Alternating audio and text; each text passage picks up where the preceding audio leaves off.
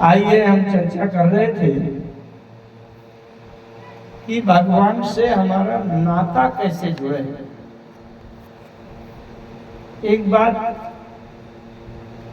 मैं आपसे रखूंगी, नाता कोई भी हो, चाहे उल्टा हो या सीधा हो। गोस्वामी जी विनय पत्रिका में कहते हैं, तू दयालु दीन हो, तू दानी हो भिखारी, हाँ प्रसिद्ध पाप की तू पाप पुंजहारी। नाथ तू अनाथ को अनाथ कौन मोसो, अमो समान आरत नहीं आरती हर तो सो। ब्रह्म तू हूँ जीव, तू है ठाकुर हूँ चेरो, आत्मा तू गुरु सखा तू सब विद ही तुम्हेरो। तो ही मोहि नाते अनेक अनेक, मानिए जो भावे, ज्यों त्यों तुलसी कृपालु चरण शरण पावे। जीव का कल्याण केवल इसमें है कि राम जी की चरण का आश्रय मिल जाए, तभी जीव का कल्याण है। तो चाहे हम जिस नाते से नाता जुड़ जाए, अच्छा हम प्रयास कर रहे हैं, पता नहीं हमारे प्रयास से नाता जुड़ता है कि नहीं। इसलिए गोस्वामी जी राम जी से प्रार्थना करते हैं, प्रभु हम अपने प्रयास से तो नाता नहीं जोड़ पा रहे आपसे, लेकिन तो ही वही नाते ने एक मानिए जो भाव है, आप मान लीजिए मुझसे नाता। और राम जी अगर नाता मानना चाहेंगे तुरंत जुड़ जाएगा, लेकिन आपके चरण का सहारा मिल जाए दीनानाथ। मानस में चौपाई आई, आप लोग जो रामायण अच्छे से पढ़ते होंगे उनको समझ में आएगा कि कहाँ की चौपाई है। अयोध्या प्रवासी कहते हैं कि हम सम पुण्य पुंज जगत थोरे, अजिनहि राम जानत करि मोरे। अयोध्यावासी कहते हैं कि हमारे समान के भाग्यशाली संसार में बहुत कम लोग हैं जिनको राम जी मेरा है ये करके मानते हैं, ये मेरा। अच्छा मेरा क्या है? किसी को कहते हैं ये मेरा पिता है, राम जी कहते हैं मेरा पिता। दशरथ जी को कहते हैं मेरा पिता है। किसी को कह देते हैं मेरा भाई है, ये मेरा सखा है, ये मेरा मित्र है, ये मेरा सेवक है, ये मेरा सैनिक है, ये मेरा मित्र है। तो चाहे वो अब ये कहें कि ये मेरा मित्र है और चाहे ये कह दें कि ये मेरा शत्रु है, तो भी वो भाग्यशाली है। राम जी का मेरा तो है, राम जी उसको ये तो कहते हैं कि मेरा है। नाता जुड़ जाए, नाता जुड़ जाए, बस कृपा हो गई। हम चर्चा दिन में कर रहे थे शूर्पणखा का। यद्यपि वो प्रसंग सब बहुत विस्तृत रहते हैं, मैं अपनी शैली में अगर व्याख्या उसके विस्तार से करूं तो कई दिन लग जाएंगे एक बिंदु में एक प्रसंग। लेकिन आप लोगों की रुचि, मन की रसमयता भी देखना पड़ता है कि कितना कहां तक कितनी रसमयता हो रही है। आइए अब हम रात्रि की सभा में चर्चा करते हैं नारद जी की। नारद जी की भी तो इच्छा हो रही है कि विवाह हो जाए। कल रात्रि की सभा में बात हुई थी नारद जी के बारे में कि जब काम का प्रभाव नहीं पड़ा, क्रोध भी नहीं आया, शंकर जी से आकर के नारद जी ने कहा, शंकर भगवान शंकर ने रोका। अच्छा ये नहीं रोका कि न सुनाना, अगर रामायण की चौपाई बहुत ध्यान से एक एक शब्द पढ़े तो अर्थ कुछ अलग निकला जाता है। शंकर जी ने ये नहीं मना किया नारद जी से कि न सुनाना, क्या कहा, बार बार बिनमो मुनि तो ही जिमि यह चरित सुनायहु मोहि तिमि जन हरि सुनायहु कबहू चले प्रसंग दुरायहु तबहू।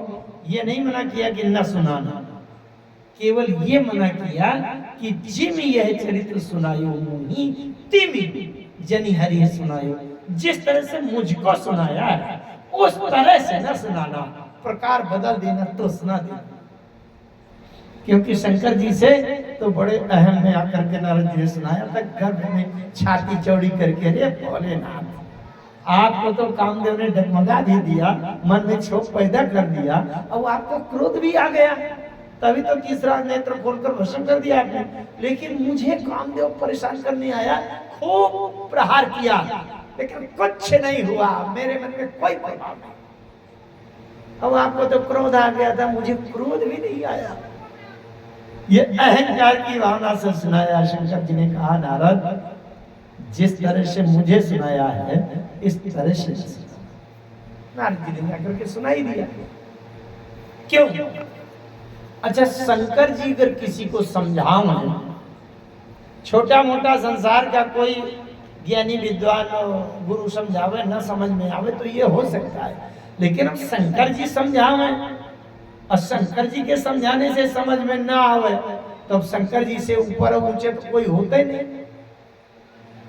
भाई कोई रोग है, यहाँ का आपके गांव का कोई डॉक्टर या पंडरिया का डॉक्टर इलाज न कर पावे, ये हो सकता है, तो आप रायपुर जाएंगे, फिर दिल्ली जाएंगे, फिर एम्स में जाएंगे। लेकिन अब विश्व का सबसे ऊंचा डॉक्टर जो माना हुआ हो, चाहे वो अमेरिका का हो चाहे कहीं का हो, अगर वो इलाज न कर पावे तो फिर अब कहां ना। तो शंकर जी जिसको न समझावे उसमें फिर एक शब्द लग जाता है अलग से। क्या? शंकर जी ने रामचरितमानस में दो पात्रों को समझाने का प्रयास किया, दो पात्रों को समझाया जिनको समझ में बात नहीं आई। शंकर जी ने दो पात्रों को समझाने का पूरा प्रयास किया और उनको बात समझ में नहीं आई।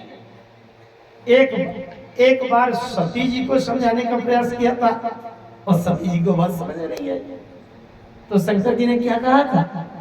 मोरे कहे न संशय जाही, विधि विपरीत भलाई नाही, हरि इच्छा भावी बलवाना, हृदय विचारत शंभु सुजाना।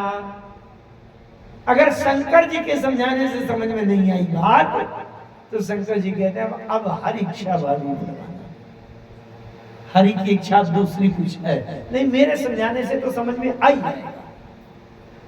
तो एक तो सती जी ने को समझ में नहीं आई बात और दूसरे नारद जी को समझाया। संबोधि न उपदेश हित अनहि नारद ही सोहान, भरद्वाज कौतुक सुनहु और हरि इच्छा बलवान। यहाँ भी हरि इच्छा, वहां हरि इच्छा भावी बलवाना, यहाँ हरि इच्छा बलवान। इसका मतलब और कुछ होने वाला है। नारद जी गए भगवान विष्णु के पास, बताया, भगवान विष्णु ने बड़ी विनम्रता से कहा, लेकिन नारद जी को अहंकार आ गया। भगवान श्री हरि नारायण ने विचार किया कि मेरे भक्त के हृदय में अहंकार का वृक्ष पैदा हो। एक बिल्कुल सरल बात बताऊं मैं, एक चौपाई आई है रामायण में, अयोध्या कांड में। कृषि निरावहि, अरण्यकांड में, कृषि निरावहि चतुर किसाना। ये निरावहि सब जानते हैं, जैसे हम खेत में फसल बोते हैं, गेहूं की फसल प्राप्त करना है तो गेहूं का बीज बोते हैं। अच्छा, बीज बोते हैं, अब अगर उसमें पानी न सींचे, खेत में नमी ना हो तो गेहूं का बीज अंकुरित नहीं होगा। तो हमें पानी की सिंचाई करना पड़ेगा या खेत में नमी रखना पड़ेगा। तो हमने जो बीज बोया है वो तो गेहूं का बीज तो अंकुरित तो होगा, निकलेगा पौधा, लेकिन जिसका बीज नहीं बोया, जिसको हम कभी नहीं चाहते, वो खरपतवार भी उसके साथ अगल बगल से उग आएगा, अंकुरित हो जाएगा। हो जाएगा कि नहीं? जो होशियार बुद्धिमान चतुर किसान हैं वो खेत में जाते हैं और जो बिना बोए बिना चाहे जबरदस्ती का खरपतवार निकल आया है उसको उखाड़ कर फेंकते हैं और अपनी फसल के पौधे को रखते हैं, क्योंकि अगर खरपतवार बनी रहेगी तो फसल फिर नहीं होगी ठीक से, है ना? ये बात तो समझते ही होंगे। इसको कहते हैं निराई। अब आपके यहाँ जो भी कहते हो निराई कहते हैं। अच्छा, लेकिन निराई करना यहाँ निदाई कहते हो, है? कोई बात नहीं। निराई करना चतुर किसान का काम है, बुद्धू किसान का काम नहीं है। कैसे? मैं एक उदाहरण दूं। अब आपके इधर अगर होता होगा तो बात समझ जाएंगे। जब गेहूं का पौधा 3-3 इंच का होता है तो एक खरपतवार होता है गेहूं का मामा, होता है इधर की नहीं? तो हमारे इधर उसको गेहूं का मामा बोलते हैं। वो भी पौधा 3-3 इंच का हुआ तो जैसे गेहूं का होता है वैसे उसका खरपतवार भी होता है, उसको पहचानना बड़ा कठिन होता है। और किसान को करना है कि गेहूं के मामा को उखाड़ फेंकना है, भांजे को रखना है। और अगर किसान चतुर नहीं है, शायद तो खरपतवार को पहचान न पावे, तो गेहूं को उखाड़ फेंकेगा, मामा जी वहीं बैठे रहेंगे, सब काम गड़बड़ हो जाएगा कि नहीं? कहते हैं कृषि निरावहि चतुर किसाना, जिमि बुध तजहि मोह मद माना। जब कोई साधक कर्म के बीज बोता है, अच्छे कर्म के, सत्य कर्म के, धर्म कर्म के बीज बोता है, तो उसकी प्रशंसा की बरसात होनी चाहिए, प्रशंसा जरूर होनी चाहिए। बरसात अगर नहीं होगी तो आपका जो बोया गया बीज है वो अंकुरित नहीं होगा, इसलिए बरसात जरूरी है कि नहीं? बरसात माने प्रशंसा, प्रशंसा जरूर होनी चाहिए अच्छे काम की। समाज में जो व्यक्ति अच्छा काम कर रहा है उसका नाम लेके उसको 2-4 बार ये उसको श्रेय बार नहीं देना चाहिए, लेकिन जैसे प्रशंसा हुई वैसे कर्म का बीज तो अंकुरित हो गया। वो आगे से अभी इस साल 1 कथा कराई है तो अगले साल से 3 कथा कराएगा, क्योंकि प्रशंसा हुई ना। तो कर्म का अंकुरण तो होगा, लेकिन उसके अगल बगल खरपतवार जरूर निकल आएगी। खरपतवार क्या है? जिमि बुध तजहि मोह मद माना। कहीं तो अहंकार निकल आएगा, मैं 5 कार्यक्रम कराता हूं, कहीं मद हो जाएगा, अरे सब क्या है मेरे सामने, सब देखा, मेरा नाम हजारों की भीड़ में लिया जाएगा। कहीं तो मोह हो जाएगा, जो सही सच्चा मूल तत्व है वो न जान करके कोई दूसरा भ्रम हो जाए। समझदार साधक का ये कर्तव्य है, ये सावधानी है कि अपने जीवन में जो भी कर्म अच्छे हो रहे हैं उसमें अगर प्रशंसा हो रही है तो प्रशंसा होते समय ये देखें कि कहीं से अहंकार तो नहीं निकल रहा। अहंकार अगर हो रहा है उसको उखाड़ फेंकिए और उस प्रशंसा का श्रेय राम जी को दीजिए। नारद जी के जीवन में जब काम का प्रभाव नहीं हुआ, क्रोध भी नहीं आया, प्रशंसा होने लगी, तो नारद जी को अहंकार आ गया। अच्छा, अगर कोई किसान निराई अच्छी से नहीं कर पावे और उसके खेत में खरपतवार खूब बड़ी हो जाए तो उसके खेत में पैदावार अच्छी नहीं होगी। और शायद कोई किसान ऐसा आलसी हो कि खरपतवार की बात छोड़ो, एक बहुत बड़ा इतना मोटा पेड़ उसके खेत में उग गया जो किसी काम का नहीं है, अब फसल और बर्बाद कर रहा है। तो अगर छोटा सा खरपतवार का पौधा है, उसको उखाड़ेंगे तो आसानी से उखड़ जाएगा, कोई ज्यादा नुकसान नहीं करेगा। लेकिन इतना मोटा पेड़ अगर हो जाए और उसको जेसीबी से पकड़ करके फंसा के उखाड़ो तो न जाने कितने एरिया की जगह तहस नहस कर देगा, उखाड़ देगा, फसल नष्ट कर देगा। भगवान श्री हरि नारायण ने नारद जी की बातों से देखा कि गर्भ तरु भारी करुणा निधि मन दीख विचारी। उरयं कुर्यो गर्भ तरु भारी बेगी समय डारी हो उखारी। पन हमार सेवक हितकारी। भगवान श्री हरि नारायण ने निश्चित किया कि नारद के जीवन में जो अहंकार का पेड़ पैदा हो गया है उसको मैं उखाड़ डालूंगा। अच्छा, उखाड़ने में बड़ा कष्ट होता है। जितना मोटा पेड़ अब बड़ा जबरदस्त हो जाएगा, उखाड़ने में उतना ज्यादा बल लगाना पड़ेगा। और बल अगर जेसीबी मशीन बहुत बड़े हार्स पावर की है तो वो तो उखाड़े देगी, लेकिन वहां खेत की बर्बादी होगी उतने ज्यादा की नहीं। भगवान में तो ये चिंता है कि कितना बड़ा अहंकार का पेड़ वो तो उखाड़े फेंकेंगे, लेकिन कष्ट और असुविधा होगी नारद जी। अच्छा हुआ ये, नारद जी वहां से लौटे तो जिस रास्ते से लौट रहे थे उस रास्ते में एक नया नया नगर बस गया। नारद जी को बड़ा आश्चर्य हुआ, ये नगर तो मैंने कभी नहीं देखे, नया नया गांव बस गया है। कौन सा ये भैया शहर है?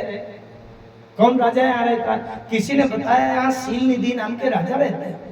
अरे बोले मैं आज तक मिला नहीं हूँ, अभी चलता हूँ देखता हूँ।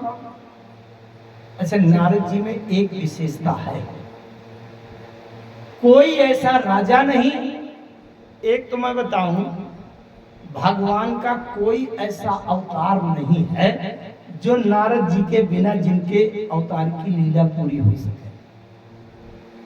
वो चाहे राम हो, चाहे कृष्ण हो, चाहे हिरण्यकश्यप हो, और चाहे देवी हो, चाहे शंकर जी हो, चाहे ब्रह्मा जी हो, दुर्गा जी हो, काली हो, कोई भी भगवान का कोई भी अवतार बिना नारद जी के पूरा नहीं हो सकता।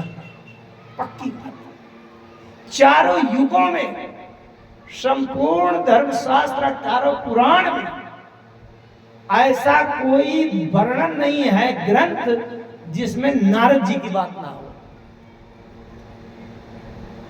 बड़ी विशेष नारद जी में विशेषताएं, लक्षण हैं। और एक बात और है, चाहे देवता हो और चाहे दैत्य हो, राक्षस हो, जैसे मान लीजिए हमारे आपके व्यवहारिक जीवन में कोई व्यक्ति एक पार्टी का होता है, एक पार्टी का है, दूसरे पार्टी की सभा चल रही है और वो दूसरे विरोधी पार्टी का आ गया तो उसको लोग कहेंगे कि बात न करना, ये हमारे विरोधी पार्टी का आ गया तो हमारी बातें सुन लेगा, विश्वास नहीं मानेगा, है ना। नारद जी खुलेआम देवर्षि हैं, देवर्षि कहा जाता है ना, इसका मतलब देवताओं के ऋषि हैं। लेकिन ऐसा कोई दैत्य राक्षस नहीं है कि जिसके पास नारद जी चले न जाएं, जो नारद जी का विश्वास न मान ले। और एक से एक खतरनाक राक्षस कि जिनके सामने पहुंचते ही बड़ा खतरा है कि पता नहीं मुंडी पकड़ के मरोड़ दे, ऐसे के सामने नारद जी बिल्कुल धड़ाधड़ निर्भय चले जाते हैं। अरे मैं रामायण की एक बात बताऊं, बड़ी अटपटी, आप लोग पढ़ते हैं, हो सकता है ध्यान न गया हो। रामचरितमानस में सबसे ज्यादा खतरनाक जानते हैं कौन पात्र? सबसे ज्यादा खतरनाक है कुंभकर्ण। इतना बड़ा शरीर है उसका कि जब तपस्या किया और ब्रह्मा जी आए वरदान दे दें, तो शरीर देख के ब्रह्मा जी घबरा गए, अरे भैया ये तो कुछ भी वरदान न मांगे, लेकिन इसका शरीर अगर रहेगा तो शरीर के अनुसार भोजन तो करेगा। अब अगर ये भोजन करेगा तो पूरा संसार भर लेगा। एक दिन में भोजन में तिहाई संसार भर लेता था पेट। जो यही खल नित कर बयारू, तो हो ही सब उजार संसार। तो ब्रह्मा जी ने सरस्वती को भेजा कि इसको कहो भीतर से बुद्धि फेर दो, ताकि ये 6 महीने तक सोता रहे, केवल एक ही दिन जागे। अच्छा, तो 6 महीने तक कुंभकर्ण खर्राटा मारकर सोता था, और जिस दिन जागे 6 महीने के बाद, और ऐसे लेटे लेटे उठ के बैठा, अंगड़ाई लिया, ऐसे वैसे किया, और जैसे उठ के खड़ा हुआ और इधर की ओर चलना शुरू किया, तो जिनके रिश्तेदार दुर्ग में, रायपुर में रहते थे, उन्होंने जल्दी जल्दी फोन किया, जल्दी भागो, कुंभकर्ण दुर्ग की ओर आ रहा है और ये सबको खा जाएगा।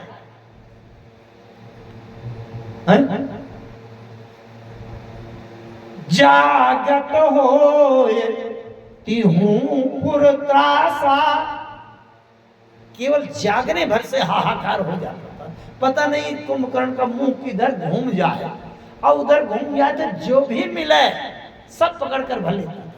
जिला के जिला, प्रदेश के प्रदेश, हाथी घोड़ा, जितने पशु पक्षी जानवर, अच्छे बुरे, अब मनुष्य से जो भी मिला सब खा लिया। है खतरनाक पोजीशन की नहीं। 6 महीने के बाद सोने के बाद एक दिन के लिए जागा, और एक ही दिन में 6 महीना का खुराक फिर से स्टोर करना है, तो पूरा दिन खाने में लग जाता था, और फिर से शाम हुई फिर खर्राटा मारना। कुंभकर्ण के पूरे जीवन में अगर कोई मिलने जाए तो खतरनाक है कि नहीं, रिस्की काम है कि नहीं, लेकिन नारद जी कुंभकर्ण से भी सत्संग कर बैठे।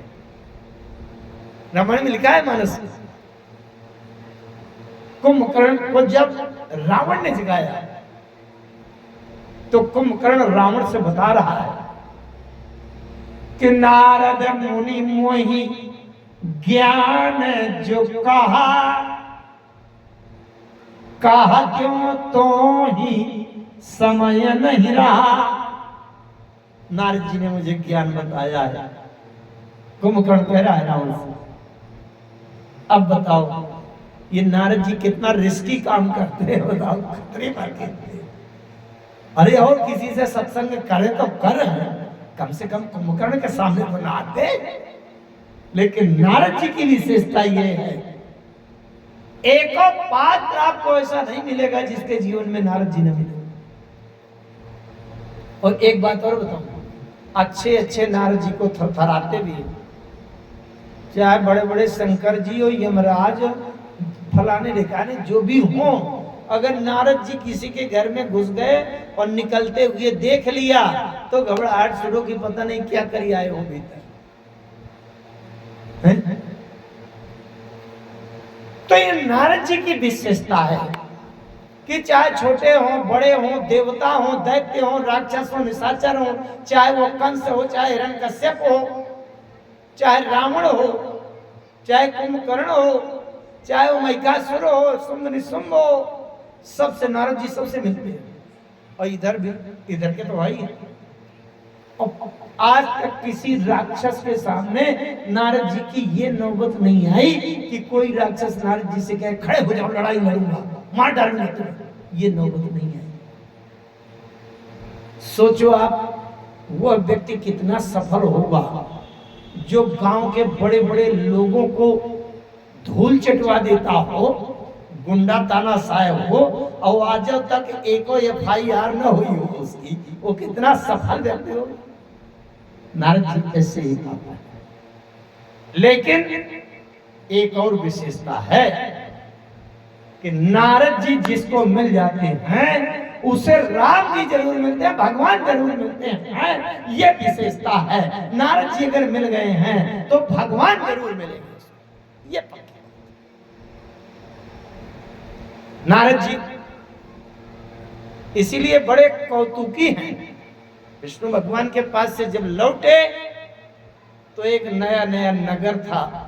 नारद जी ने कहा भैया सृष्टि के तीनों लोकों में आज तक ऐसा कोई नगर बचा नहीं है जहां मैं गया ना हो। ऐसा कोई राजा नहीं बचा जिससे मेरी मित्रता और मिलना हुआ हो। किसी ने बताया सील निधि नाम के राजा, जबकि वो भगवान ने अपनी माया से नया नया नगर बना दिया था, नया नया वहां राजा बैठा दिया, एक वहां विश्वमोहिनी सुंदरी कन्या बैठा दी। ते पूर्व से सील निधि राजा विश्वमोहिनी ता सुकुमारी श्री विमोह जी स्वरूप निहारी। नारद जी मुनि कौतुकी नगर ते ही गए हो। नारद जी चले गए। महाराज वहां के सील निधि नाम के राजा थे, उन्होंने नारद जी का स्वागत किया। बैठिए बैठिए, आइए नारद जी आइए देखिए। अरे हमारे एक घर में एक बिटिया है, बिटिया थोड़ी सयानी हो रही है, तो जरा उसका हाथ वाथ देखिए, उसकी रेखा देख करके बताइए। विश्वमोहिनी को बुला लाए। नारद जी रेखा देखे।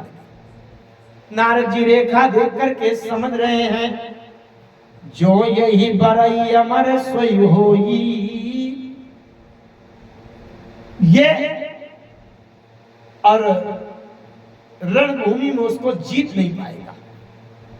समर भूमि के जीतब न कोई, जो इसका भरण करेगा वो अमर हो जाएगा। जो यही भरे अमर सोई होई, समर भूमि ते जीतब न सोई। से वही सकल चराचर ताही, बरय सील निधि कन्या जाही। नारद जी ने हाथों में रेखा दिखी और नारद जी ने क्या समझ लिया? नारद जी ने ये समझ लिया कि जिसको ये अपना पति बना लेगी वो अमर हो जाएगा, उसको युद्ध में कोई जीत नहीं पाएगा, उसको जड़ चेतन पूरा तीनों लोग उसकी सेवा करेगा, जिसको ये अपना पति बना लेगी। ये समझ लिए। जबकि ऐसा नहीं लिखा था। लक्षण ये था कि जो अमर होगा पहले से वही इसका पति बनेगा, और जिसको आज तक कोई युद्ध में जीत नहीं पाया होगा वही इसका पति बनेगा, जिसको जड़ चेतन सब पूरा तीनों लोग जिसकी सेवा करता होगा वही इसका पति बनेगा। लेकिन नारद जी ने यह समझ लिया कि जो इसका पति बन जाए, जिसको ये अपना पति स्वीकार कर दे, उसमें ये लक्षण आ जाए। तो उस कन्या की जो रेखाएं देखी, नारद जी लक्षण सब विचारी उर राखे, कछुक बनाई भूप सन भाखे। सबसे बड़ी चालाकी छल कपट है कि नहीं? जैसे कोई एक कांच का टुकड़ा हो और किसी को कहीं मिल गया, वो नहीं जानता कि ये क्या है, अब सोचे कि इसे चमकदार कांच है, 2, 5, 10 रुपया का कीमत का होगा। लेकिन एक अच्छा पारखी कोई जौहरी जिसको रत्न का ज्ञान है, वो अगर देखे, अब वो समझ जा रही है ये तो 3 करोड़ का है, असली हीरा है। अब वो चुपचाप मने में समझ ले कि असली हीरा है, खुल के न बतावे, और दूसरे से कह दे उससे जिसके पास है कि बोले हाँ 10, 5, 15 रुपया का है, ऐसा है, मैं तुमको ये चमकदार है, मैं तुमको 100 रुपया दे दूंगा। अच्छा चलो 500 दिए देता हूँ। अब वो जानता है कि 3 करोड़ का है ये, तो ये क्या है? छल कपट है कि नहीं? ये अनीति ये धर्म है कि नहीं है? नारद जी ने यही छल कपट कर दिया, छल कपट कर दिया। लक्षण सब विचारी उर राखे, कछुक बनाई भूप सन भाखे। बना करके कुछ जैसे बना कि हाँ बिटिया बहुत अच्छी है, बहुत अच्छा विवाह होगा, ऐसा वैसा कह करके और नारद जी निकले और वहां से फिर अब अपनी यात्रा जा रही थी, वो यात्रा निरस्त किया और एकदम फिर भगवान विष्णु के पास पहुंचे। बोले ये कन्या हाथ से निकलने ना पावे, ये तो बड़ी लक्षण गुण वाली है। अब नारद जी ने सोचा क्या करूं, ये कन्या मुझको कैसे अपना पति बनावे, क्योंकि स्वयंवर होगा तो मुझे अपना पति कैसे स्वीकार करे, कोई ना कोई विशेषता तो होनी चाहिए। अब मैं जटा रखाए और बिना लिए नारायण नारायण गा रहा हूं, इसमें थोड़ी ये मुझे स्वीकार करेगी। ऐसा है कि मेरे सबसे सच्चे हितैषी हैं श्री हरि भगवान विष्णु।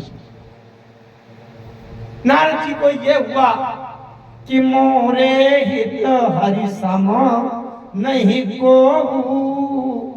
यही अवसर सहाय सोई हो। नारद जी भगवान के पास पहुंच गए। अब भगवान के पास जैसे पहुंचे, भगवान ने देखा, अरे बोले नारद तो बड़ी कृपा, बड़ी जल्दी आ गया। बोले हाँ भगवान, आज मुझे एक इच्छा हो गई। क्या हो गई, क्या इच्छा? नारद जी ने कहा कुछ मांगना है। अरे भगवान ने कहा मांगो नारद, तुमने कभी जीवन में मांगा नहीं, अब आज पहली बार मांग रहे हो, मांगो मांगो। क्या चाहिए, ज्ञान दे दो? नारद जी ने कहा नहीं, ज्ञान तो पहले से भरा है।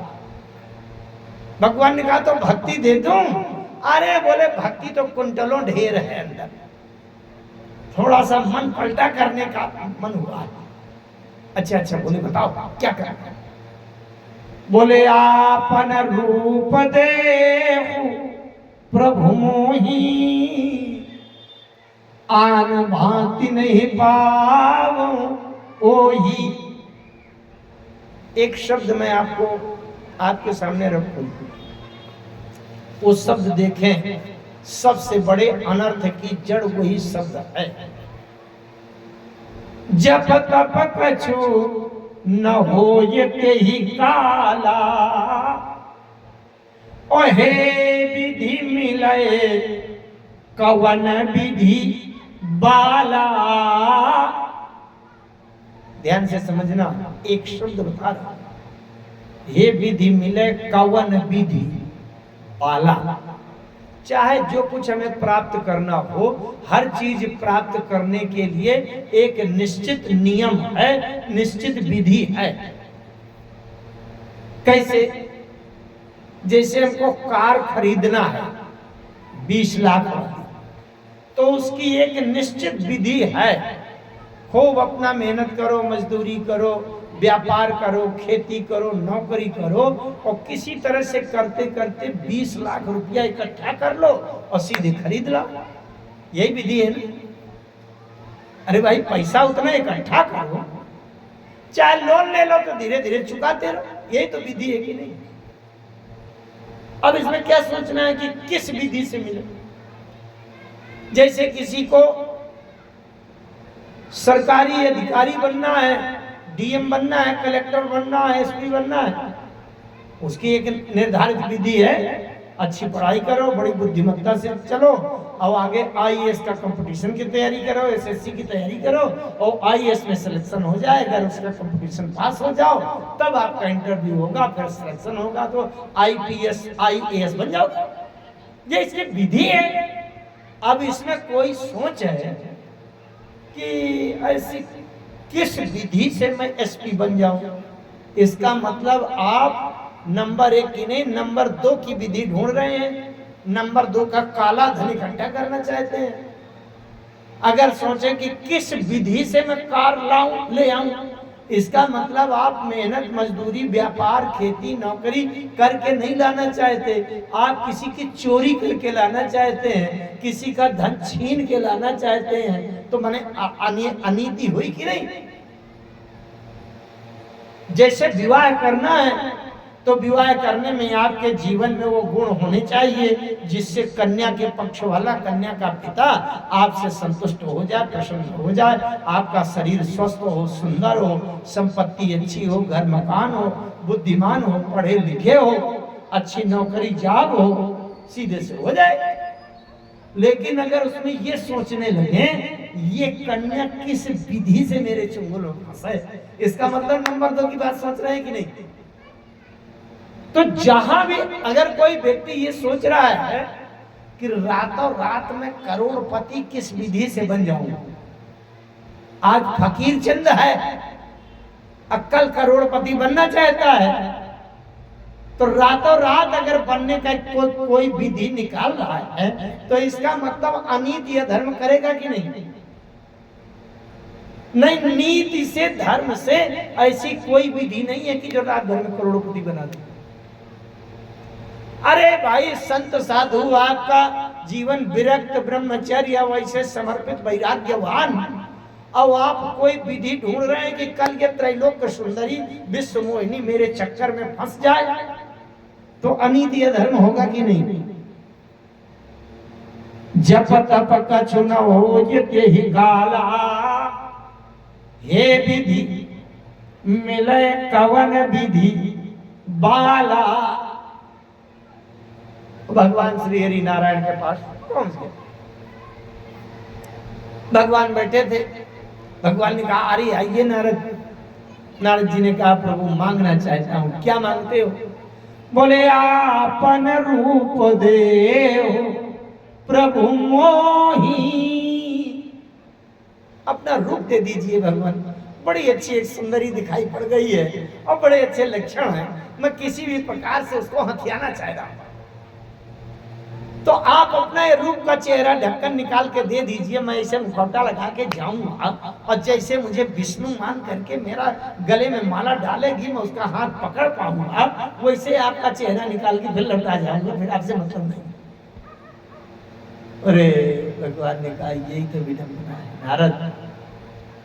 मैंने एक नियम बताया है, राम जी ने एक नियम बताया है। मित्रों, मैं कथा नहीं, मैं आपसे निवेदन कर रहा हूं, एक व्यक्ति, 2 व्यक्ति, 4 व्यक्ति अगर उसको समझ पाए तो मेरे जीवन का एक प्रयास सार्थक हो जाएगा। राम जी ने एक नियम बताया है अपने को प्राप्त करने का। क्या बताया है? अच्छा, राम जी ने जब नियम बता दिया है तो उस नियम का उल्लंघन करके राम जी को प्राप्त कर पाएंगे कभी? राम जी कहते हैं, निर्मल मन जन सो मोहि पावा, मोहि कपट छल छेद्र न भावा। कपट क्या है? मन में कुछ दूसरा हो और बाहर बातें कुछ दूसरी हो। नारद जी ने कपट कर दिया नहीं कि नहीं? शीलनिधि राजा से जब उस कन्या का हाथ देखा, रेखा देखी, तो लक्षण सब विचारी उरी रखे, कछु को बनाए भूप सन बाकी। राजा से बनावटी बातें बता दिया और असली वाली बातें मन में छिपा लिया, तो मन में कुछ दूसरा है और बातों में कुछ दूसरा है, उसी को तो कपट कहते हैं। छल किसको कहते हैं? छल उसको कहते हैं कि जिस लाभ को प्राप्त करने के हम पात्र नहीं हैं और किसी भी तरह से उल्टा सीधा करके वो स्वार्थ, वो लाभ प्राप्त करना चाहें, उसको छल कहते हैं। तो कपट छल नारद जी में आ गया। भगवान से कहने लगे, अपन रूप देव प्रभु, प्रभु अपना रूप दे दीजिए। अच्छा, संसार में जो लोग दुल्हा बनकर जाते हैं, अगर किसी के पास नहीं है तो सोने की चैन मांग कर पहन लेता है, घड़ी, चश्मा, कार, कुछ और चीजें मांग कर पहन लेगा। लेकिन ये बताओ, आज तक किसी ने चेहरा किसी का मांग कर लगाया क्या? ये नारद जी कैसे हैं कि संसार के एक स्वार्थ की इच्छा पूर्ति के लिए नारद जी भगवान का रूप मांग रहे। बाद में ये कह दिया नारद जी ने, जे ही विधिनाथ हो ये ही तमोरा, करहु सुबेगी दास मैं तोरा। हे प्रभु, मुझे समझ में नहीं आता कि मेरा हित किसमें है और मेरी हानि किसमें है, इसलिए आप तो जानते हैं दीनानाथ, जिस प्रकार से मेरा हित कल्याण हो वही आप करिए। भगवान ने कहा अब बन गया, अब मुझे वो करने में कोई संकोच नहीं है। भगवान ने कहा कुपथ मांग रुज व्याकुल रोगी, प्रभेद न देई सुनहु मुनि जोगी। यही विदहिता तुम्हार मैं ठयऊ, कई असयन परहित प्रभु भयऊ। जही विधि होई परम हित, नारद सुनहु तुम्हार। मैं वही काम करूंगा, वचन न रखा हमार, सोई उपाय मैं करूंगा, तो वही काम मुनि हित कारण कृपा निधाना, दीन कुरूप न जाए बखाना। नारद जी का हित करने के लिए भगवान ने कुरूप दे दिया। नारद जी गए थे सुंदर बनने और भगवान ने बंदर बना दिया।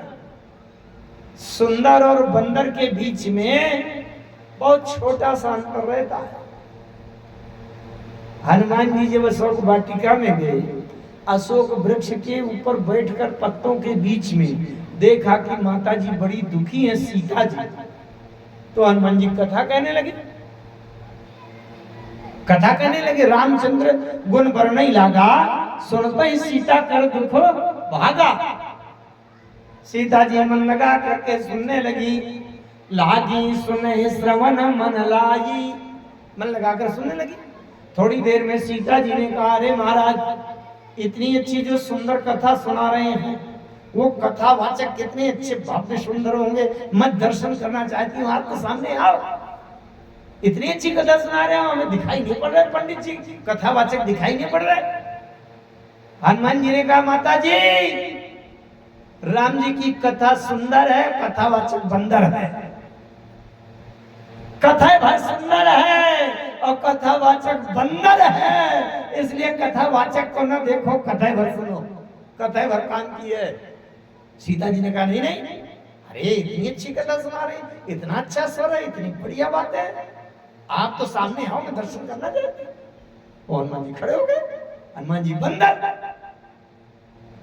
तब हनुमान निकट चले गए हो, अब फिर बैठी मैंने विस्मय भय। तो ये स्थिति यहां हुई। हनुमान जी जो कथा सुना रहे हैं, कथा सुंदर है और कथावाचक बंदर है। नारद जी बनना चाहते हैं सुंदर और भगवान ने बना दिया बंदर। जाकर के बैठ गए, बड़ा गर्व होने लगा। अभी अभी ताजा ताजा विष्णु भगवान का रूप मांग करके लाया, उसमें कोई कमी नहीं है सुंदरता, तो निश्चित है, पक्का है, विवाह हो ही जाएगा, जयमाला पड़ जाएगी।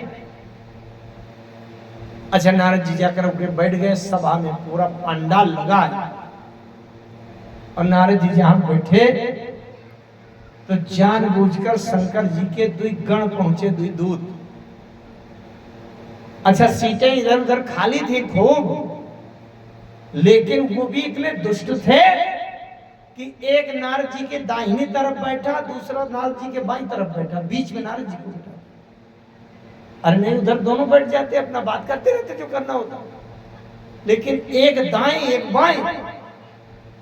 अब बैठ करके एक इधर से कहता है उससे, अपने साथी से, क्यों, क्या गजब की सुंदरता मिली है भाई, गजब हो गया। हमें तो लगता है कि जब विश्वमोहिनी सुंदरी निकलेगी तो विष्णु भगवान मानकर जयमाला डाली देगी। नी करहि कूट नारद ही सुनाई, नीक दीन हरि सुंदरताई। कूट व्यंग करके सुना रहे, इधर उधर से जानबूझ के, एक इधर बैठा है एक इधर बैठा है, और दोनों सुना रहे एक दूसरे को, ताकि बीच में नारद जी को अपने आप सुनाई पड़ जाए। जान नारद जी खूब गर्वान्वित हो रहे हैं, जरूर बिल्कुल सुंदरता मिली है, तभी तो अगल बगल से कह रहे हैं जल वृष्टि होने लगी क्या?